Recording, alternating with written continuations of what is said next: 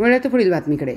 सांगली शहर police station हद्दीमध्ये Sangli Krishna नदीत सरकारी घाटावर 18 मार्च रोजी दुपारी 1 वाजण्याच्या सुमारास एका महिलेचा मृतदेह पाण्यावर तरंगताना स्थानिक नागरिकांच्या निदर्शनास आला. त्यांनी याची माहिती स्पेशल रेस्क्यू फोर्सच्या पथकाला दिली. स्पेशल रेस्क्यू फोर्सचे पथक घटनास्थळी दाखल झाले. त्यांनी या घटनेची माहिती सांगली शहर पोलिसांना दिली असता पोलीस घटनास्थळी दाखल झालेत.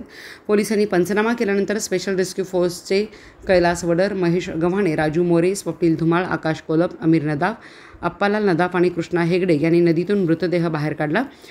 मृतदेह सडलेल्या अवस्थेत होता. मृत महिलेच्या अंगावर लाल कलरची साडी, लाल कलरचा ब्लाऊज, हातामध्ये लाल कलरच्या बांगड्या असा पोशाख असून चेहऱ्याचा रंग काळा सावळा आणि केस पांढरे आहेत. त्याचे वय अंदाजे 55 ते 65च्या आसपास असून ही महिला 3 ते 4 दिवसापासून पाण्यात तरंगत असल्याने मृतदेह सडलेल्या अवस्थेत मिळून आला आहे. या मृत महिलेची अद्याप ओळख पटली नाही. या घटनेची नोंद सांगली शहर पोलीस ठाण्यात झाली असून मृत महिलेबाबत कोणाला माहिती असल्यास त्यांनी सांगली शहर पोलीस ठाण्याशी संपर्क साधावा असे आवाहन पोलिसांनी केले आहे.